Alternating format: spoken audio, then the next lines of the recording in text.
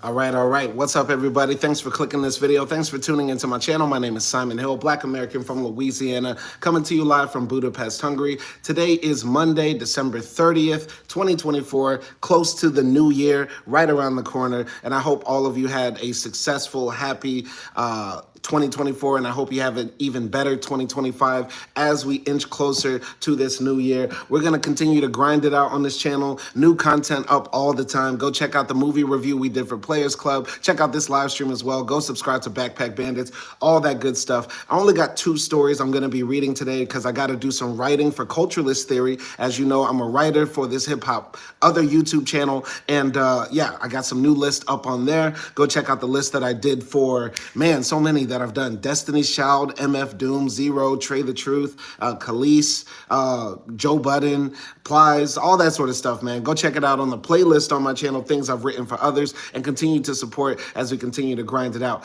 By the way, I've been also busy with exams, so even though it might seem like I'm online all the time, your boy is still in university. I'm still going to school. I just took like all of my exams except for one, passed all of them, and I'm gonna be doing a grade check. I'm gonna release a video where I show you my grades. You get me? Because it's not a game. We really out here trying to chase our education, you feel me? So you're gonna see the grades. Your boy is smart. Your boy is smart. You might think I'm not, but I'm pretty smart. Anyway, let's go here. The first article I'm going to be reading today is titled this: Welcome to the Femisphere, the latest dark, toxic corner of the internet for women. This was written by Rachel Healy, published on Sunday, December 29th, 2024 for TheGuardian.com. And I just find this interesting because the internet continues to amaze me. It continues to surprise me with how wicked and wild some of these trends and ideologies that spawn from this thing can be. And I didn't read this article before. I don't know what to expect. And I'm just going to give my take on it because the Redpill movement and the manosphere definitely dominated the internet and has had, I would say, generally a negative impact on our culture and our discourse amongst each other. And I'd be very interested to see if there's a female reaction to this. So let's go here.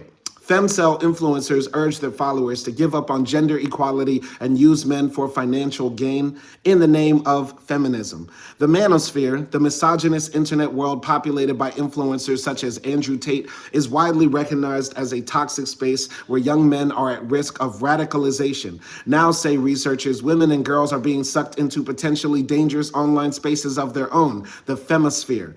It is a term used by Dr. Jilly Kay, an expert in feminist media and cultural studies at Loughborough University, in a paper published earlier this year. Kay has been researching a reactionary turn among young women and how a backlash against mainstream feminism has created new spaces online. In the femisphere, instead of incels, male involuntary celibates, there are femcels. And instead of pickup artists, there are female dating strategists and so-called dark feminine influencers who encourage women to find men to support them financially.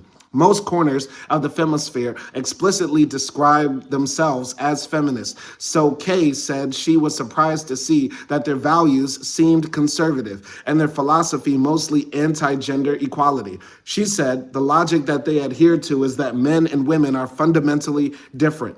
In the femisphere, as in the manosphere, there's an overarching belief that life is about survival of the fittest, that men will always hurt women, and that will never change. So strategies are needed to conquer the opposite gender.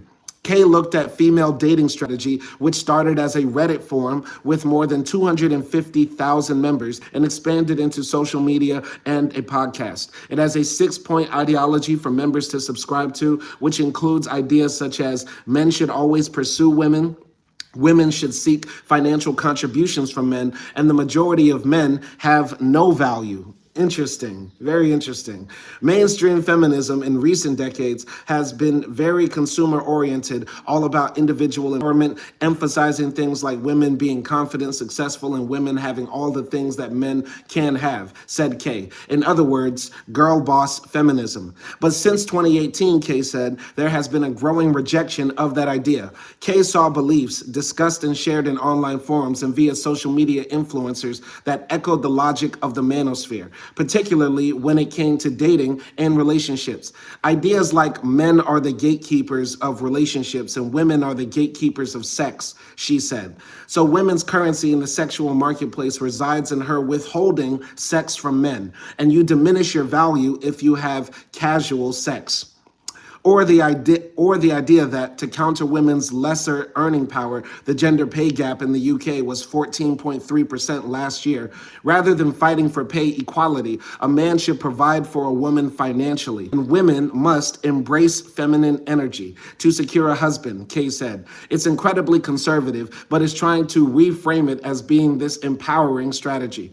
Kay also looked at dark feminine influencers such as Kanika Batra and the Wizard Liz. In recent years, Batra has criticized liberal feminism. In one post, she explained why she had left feminism behind and said the manosphere is incredibly loyal to everybody within it. In another word, Batra laments the state of modern dating and the ways it has changed men and women's roles. I used to be a feminist before I saw the effects of third-wave feminism, Batra said. This has forced women into masculine roles where they are pursuing men. Batra added, this is not natural, and it seems that there are more and more people not starting a family. So here's Kanika Batra right here. This is the girl that I put in my thumbnail. I never heard of her before. Basically, it just sounds like, repackaging like what they talked about in Fresh and Fit. You know what I mean? It's like, okay, you take Fresh and Fit's talking points, a little bit of Kevin Samuels, a little bit of Andrew Tate, you package it up in this, Kim Kardashian lookalike image, and basically you can sell it to women who are easily influenced, or basically women who have been hurt by men, people who are jaded out there in the dating market, and then you can just make yourself richer, right? And then on top of that, you don't even want to live by those rules. That's what it sounds like to me. You know what I mean? Like a lot of women who are trying to push forward this trad wife stuff, or basically going back to the traditional gender norms and relationship rules that we had in the past, would not like to live by those rules themselves, right? I doubt she would want a man to smack her. I doubt she would want a man to be in control of her bank account or be in control of her credit cards or tell her what cars she can or can't drive and stuff like that. You know what I mean? But I'm just, reacting to this. Let's continue here. The Wizard Liz, meanwhile, makes videos with titles such as How to Become More Beautiful, How to Become Rich, How to Become Extremely Seductive. On the princess treatment, the influencer advises followers who want to be spoiled to say to their male partner, I would appreciate it if you gave me some money, like an allowance. There are clear reasons why women and girls might be drawn to this thinking, said feminist theorist Dr. Sophie Lewis, whose upcoming book, Enemy Feminisms, will explore moments in history when feminists have aligned with unlikely groups, such as colonial regimes and even the Ku Klux Klan. Well, what's unlikely about that? Of course, most white women, by and large, are going to rock with their white husbands, their white sons, their white boyfriends. And so if their white husband is Cecil Rhodes colonizing Africa, or if their white brother is the leader of the Ku Klux Klan as a Grand Dragon or something like that, they're going to rock with them. I mean, that's what we see white women doing now. Most of them vote against their own self-interest for the Republican Party, a party that's explicitly about taking away rights from women and reinforcing those traditional gender norms that kept them oppressed. Continuing here. Of the femisphere's ideas, she said, there's an actual offer, an actual promise that should not be sniffed at. There's a promise to deliver women from what political economists have called the double shift. After liberal feminism's vision that women could have it all, now women are saddled with both productive and reproductive labor, she said. Lewis has studied some areas of the femisphere, particularly trad wife influencers. The so-called trad life is genuinely seductive to women who rightly hate the endless grind, she said. That's something that liberal feminism needs to recognize it hasn't provided a solution to. She is discouraged by the lack of hope and anti-utopian thinking in these spaces, with ideas about new ways of living often disparaged as foolish. Kay and Lewis are not the only ones interested in this growing corner of the internet. Professor Emiliano de Cristofaro and Professor Jeremy Blackburn are two of the authors of a data-driven analysis of toxic women's communities online. They had already worked on the manosphere and other dark corners of the internet. They noted some of the same patterns as Kay and found sort of analogs of the manosphere. Some communities even mirrored the manosphere in the advice given to members. The narratives with respect to dating strategy are very similar. It's a game, and you try to outsmart the other gender and win, said Cristo Fado. Man, dating advice is like the bane of our existence, man. I mean, the best dating advice I could just give any young woman that really wants a man is just, treat him like a man. I don't know. I've never thought about like giving, turning my channel into like, red pill content or dating advice content. I've never thought about giving that type of advice because I've always generally had it pretty easy with women, or easy enough in the sense that I don't complain when I get rejected. I don't complain and bitch and moan that women don't want me. It's just a numbers game, honestly. Like, you see a girl you like, you approach her, you talk to her, you get rejected, move on to the next one. You know what I mean? You're on Tinder, you swipe, swipe, swipe until you get a match, chat it up, and then she disappears. You get what I'm saying? Like, it's not that hard. And I would imagine for women, it's, you have to be careful about your safety. You have to be careful about stalkers. You got to be careful about, just generally moving through the world as a woman. But by and large, I don't get why I get why women, specifically women like, Katra Banda, this lady right here trying to be a dark influencer and stuff like that. I get why they might, have, a jaded view because, so many guys out here be cheating on these girls, and like the prettiest girls get cheated on the most. You know what I mean? So she might be jaded by all these dudes who say one thing and then do another, or then turn out to be douchebags later and stuff like that. But generally, by and large, you just have to take the good with the bad and just try to find that person that you can rock with. And I guess, the thing about Kevin Samuels that I did like, one thing that influenced me about Kevin Samuels is like, you get what you qualify for. And we shouldn't try to live above our means. And, if you're a C, if you know that you're a C, if you know that you're a 6 on the scale, the most you can shoot for is a 7 or a 6 or a 5. You know what I mean? Like, you shouldn't try to be, chasing the bag. You shouldn't try to be chasing after only one type of dude or only one type of girl. You need to have an open mind and open your options. You know what I mean? I don't know. It sounds like I'm all over the place with this dating advice, but generally just be cool with people. Just be cool with people. Like, don't try to turn this into a game, and don't be so, how can I say, cynical. Don't be so cynical about the people that are out there. You know what I mean? Anyway, I'm going to continue here. So some of the language used is also similar in the femisphere. Being red-pilled is often discussed in the manosphere, the idea based on the plot of the Matrix film of suddenly being able to see reality. And black-pilled is used by incels to describe the idea that their situation, being as they believe undesirable to women, is inescapable. In the femisphere, these have been reframed as the pink pill. Accusations of toxic language and hate speech have led to some female groups, including femcel groups, being banned from Reddit. Just like manosphere groups before them, they then set up independent platforms of their own. Usually, that community reduces in size, but becomes more radicalized and more toxic because of a lack of moderation and less exposure to more moderate positions, said De Cristofaro. The researchers noted that among some Femisphere members, feminism is a key part of their identity. But as Kay noted, this doesn't necessarily mean they hold progressive views. Some more traditionally feminist groups have aligned with non-feminist groups who share some of the same views, most notably the Union of Christian Fundamentalist and far-right figures with some gender-critical feminists. This is something we've seen throughout the history of feminism, said Lewis. You might almost call this anti-feminist feminism. That's what I see in the femisphere a lot, she said.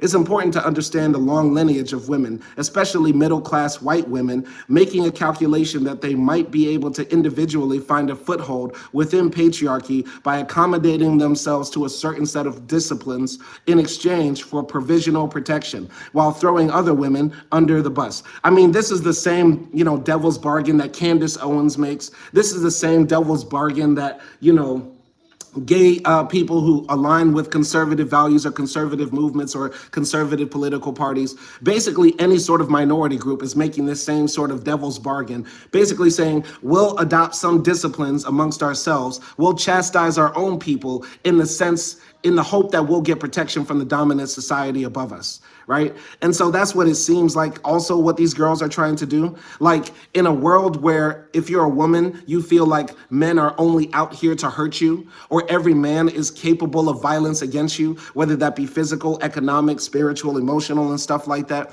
which a lot of women go through. I have yet like the majority of women I've met in my life have gone through some type of SA, some type of sexual abuse. You know what I mean? Like if you live in a world like that, and it's very easy pessimistic living in a world like that, I can only imagine what it's like to be a woman, then I could understand somebody also making this devil's bargain. But we shouldn't though. You know what I mean? We as men have to check our masculinity, and women as well need to be able to voice their concerns about how we as men interact with them. And we should interact with each other in parity. You know what I mean? And in equanimity.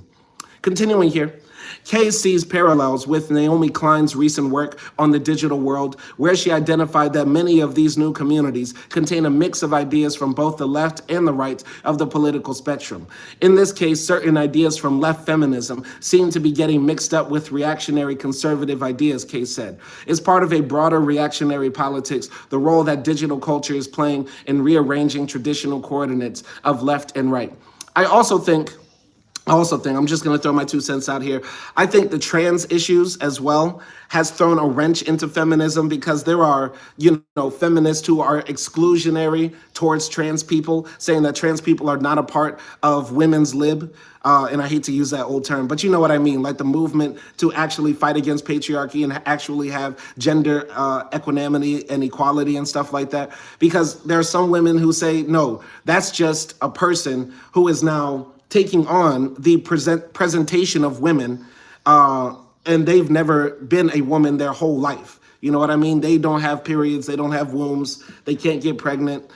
They didn't have to walk down the streets at night looking over their shoulders like we did all of our lives, stuff like that. You know what I mean?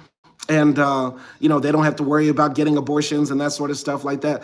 I just feel like, a lot of trans people are definitely on board with most women's issues, right? Most trans people, I assume, are on the left, and they will advocate for women's continued right to have bodily autonomy and, ending the gender pay gap and stuff like that. But I think, a lot of young women out here, because they see most men as predators or potential predators, they're still looking at trans people as potential predators too, all right? Especially a trans woman, a woman who was born a man, right? And now has transitioned to becoming a woman. Anyway, this aligns with other research such as that of Dr. Alice Evans, a senior lecturer at King's College London, who showed earlier this year that Gen Z is extremely progressive on some issues and extremely conservative on others, with a gulf particularly forming between young men and young women. There's no evidence to say that the femisphere is radicalizing its members in the same way as the manosphere, which has seen members committing shocking acts of real-world violence and fueling populist political movements.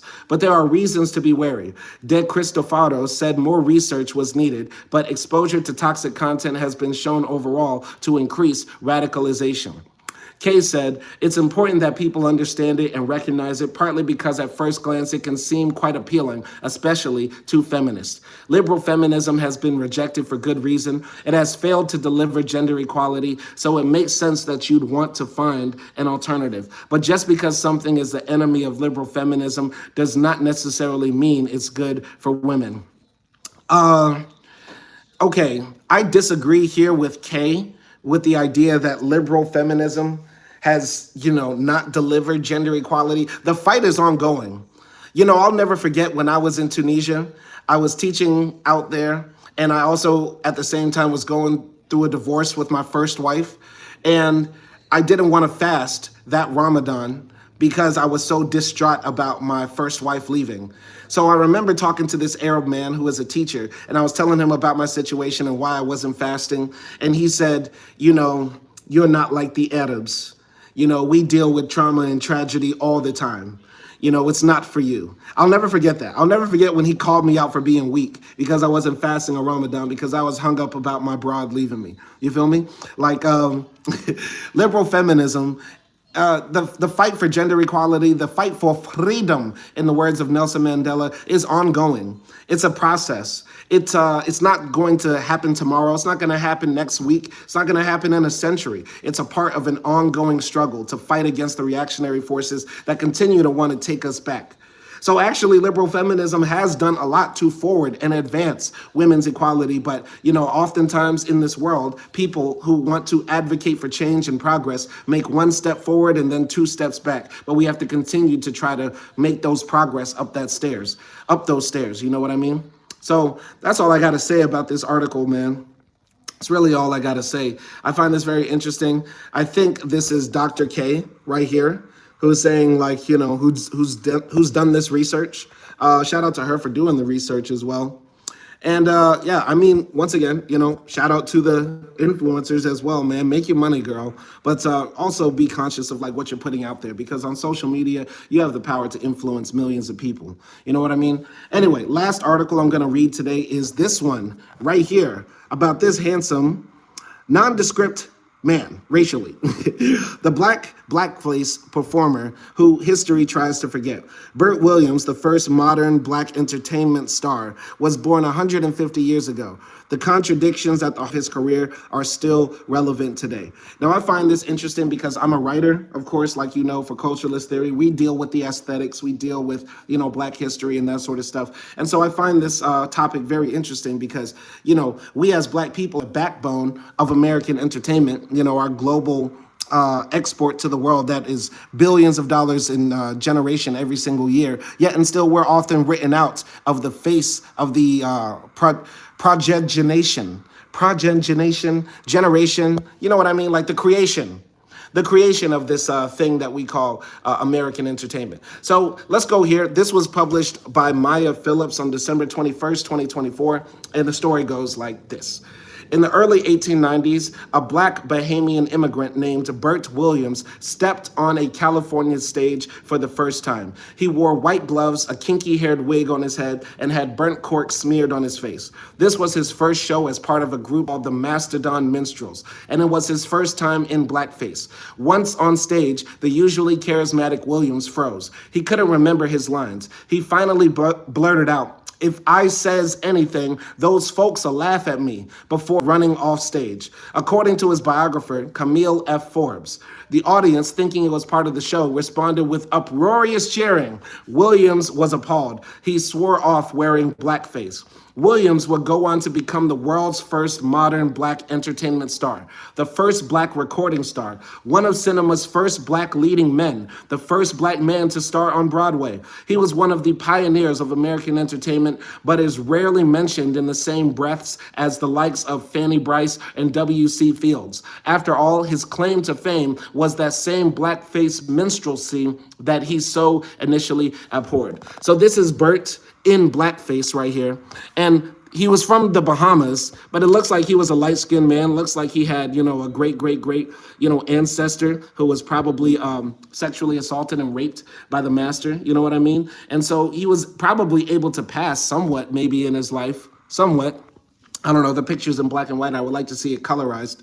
But still, he put on blackface as a way to get ahead in this world, man. And this is such like a complex thing, you know what I mean? Because blackface is inherently racist, and I've talked about blackface before, but when a black person does it, it gets a bit complicated, right? But man, I want to learn more about this story. Let's continue. So that return to blackface made him a divisive figure in his time. Audiences and critics were left to draw their own conclusions about whether his act aligned with how they believed blackness should be portrayed. Williams was born 150 years ago, but the larger implications of his work and legacy remain strikingly relevant. His use of blackface represents an ever-present conflict baked into black performance. However artfully or meticulously a black performer may execute his vision on a stage, his blackness is still redefined according to the context of the political moment and the audience's preconceived notions of race and identity.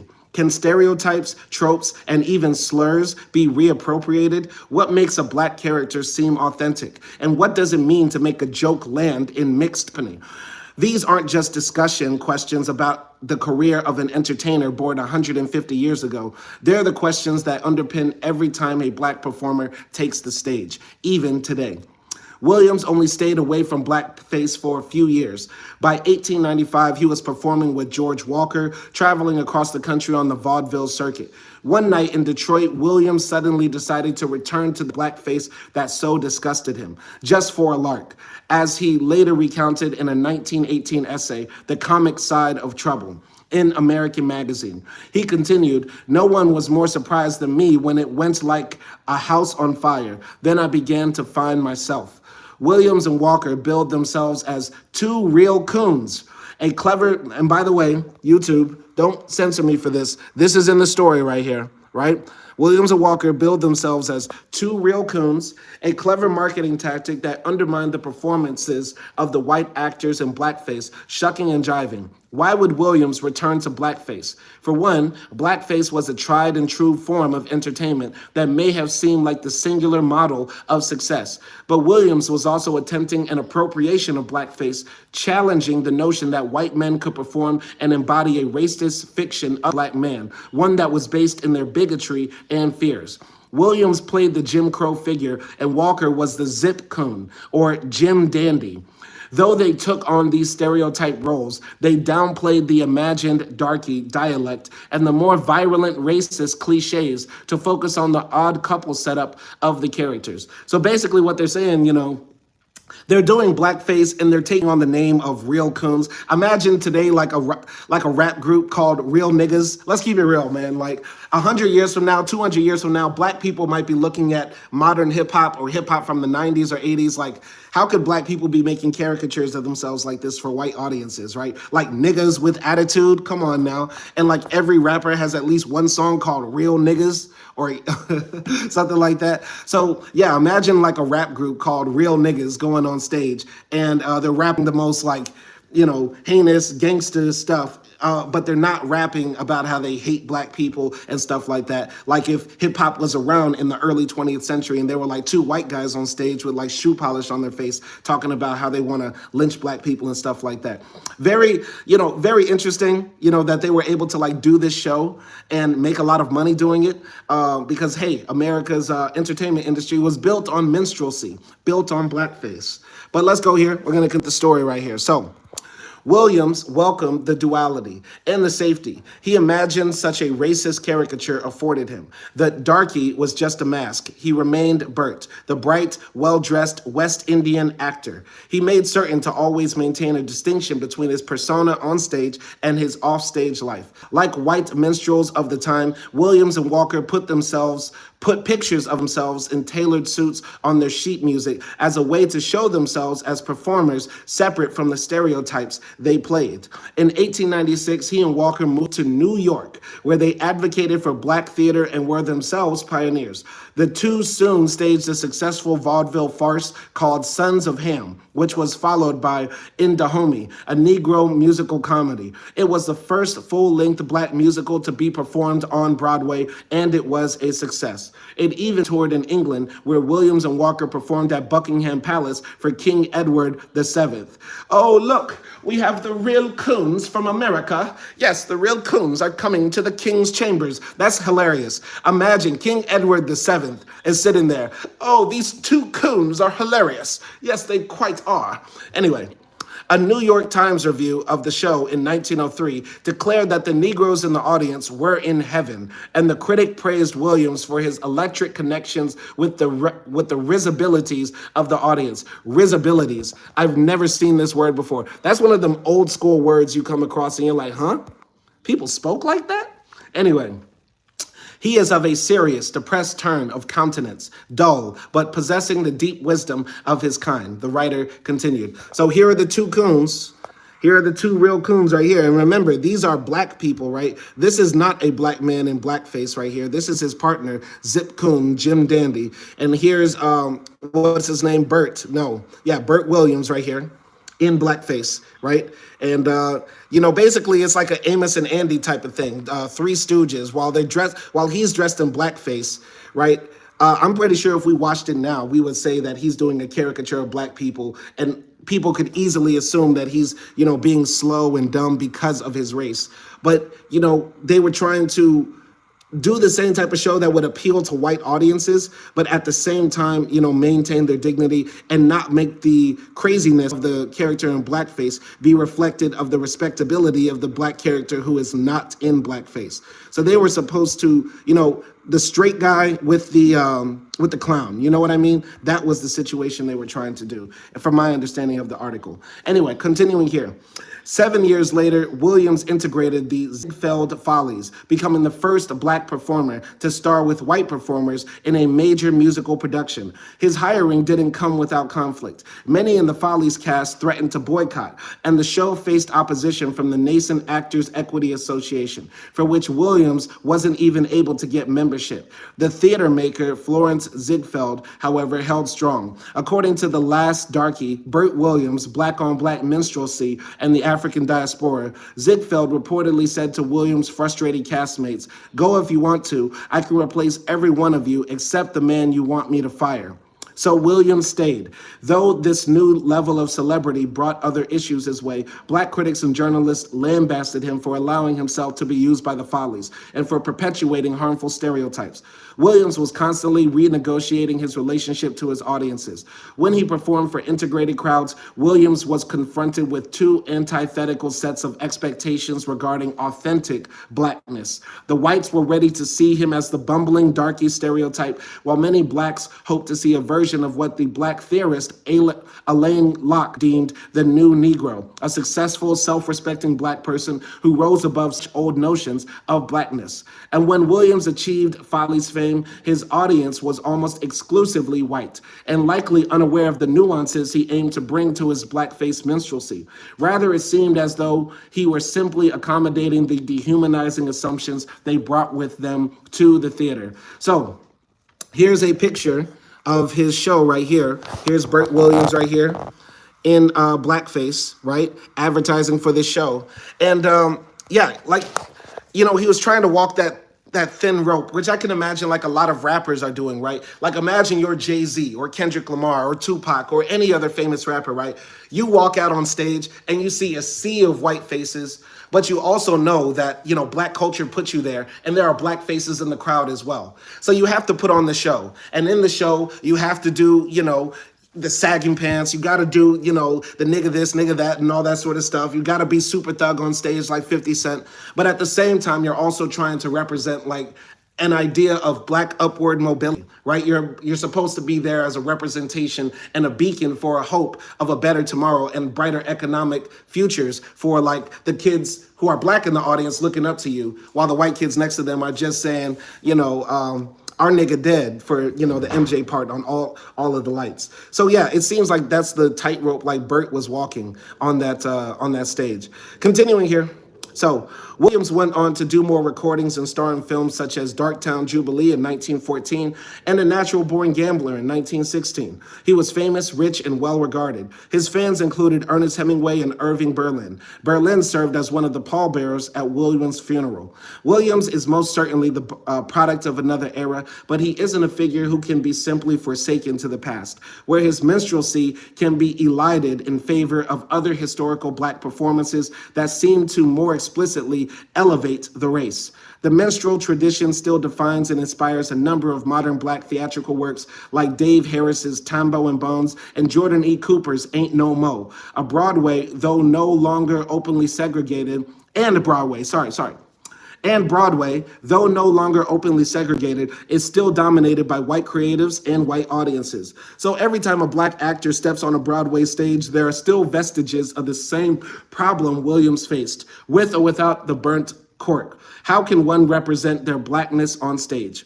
Williams' final role was in the show Under the Bamboo Tree. The show wasn't doing well, and neither was Williams. During the run, his health deteriorated to the point where he could barely dress himself. During a show in Detroit in 1922, pneumonia caught up to him. He struggled through his lines and began sweating profusely. It sounds like one of the characters on that Kendrick Lamar song, like reincarnated, right? His story, those stories of like actors and like Broadway performers and like musicians from the past where like they were hot for like a few summers and then they like end up drugged up, burnt out in some hotel somewhere, overdosing. It sounds like, Kendrick Lamar was inspired by this story too. Anyway, even then, he was still in blackface. And just like in his first blackface performance roughly 30 years earlier, audience laughed, thinking his discomfort was part of the entertainment. He collapsed during the show and died the following month. W.C. Fields, who worked with Williams in the Ziegfeld Follies, famously described Williams as the funniest man he'd ever seen and the saddest man he'd ever known. That description best captures Williams's contradictory legacy in which he sought freedom via a mask that was used to confine. He found fantastic success, but also bitter criticism. And even when he garnered an audience's laughs, he couldn't always control where the laughter was targeted. Part of his legacy, with or without burnt cork, is the perennial one of a black performer always forced to face an image of himself that may reduce him, dehumanize him, but he still believed in performance, black performance. A few months after Williams' death in Marcus Garvey's newspaper Negro World, the Caribbean writer Eric Walrond wrote about the increasing demand for Negro shows on Broadway, citing Williams' role in the shift. Bert Williams' tree, to him one of gall, is already beginning to bear fruit, and there is no telling how long the harvest will last. The harvest has lasted at least this long. This was a beautiful text right here for a man I didn't know about and a man whose story needs to be remembered and pondered over and memorialized as well. Because you know what, like we might have criticisms and say, oh, I wouldn't have done that. I would have never done that, right? It's still hard to imagine what it was like for black people at that time in an openly, very hostile white supremacist world. I'm going to also pull up this film. There's a great movie about the first French black actor movie, right? It was like a clown. I forgot the name of the movie, right? Chocolat. Yes, Chocolat. This is a great movie. There was a movie about him, about the film. So, yes. This is a great film. Y'all got to see, man. It's called Chocolat. It's from France in 2016. I watched it about 2 or 3 years ago with Acti. We didn't get to review it, but I would like to watch it again to review it. But this is an excellent film about the first French actor who made it big. He was a black guy, and his story very similarly relates to the one of Bert Williams, right? Because I think they were contemporaries around the time. So the same time Bert Williams was breaking boundaries in America, Chocolat was breaking boundaries in France. And I believe this film stars Omar Sy. And Omar Sy is a great French actor. And yeah, man, y'all check out that film. But I'm going to wrap it up for today. This is all the articles I'm going to read. And y'all be easy out there. If you have an article you want me to cover, put it in the chat. I'll try to get to it. And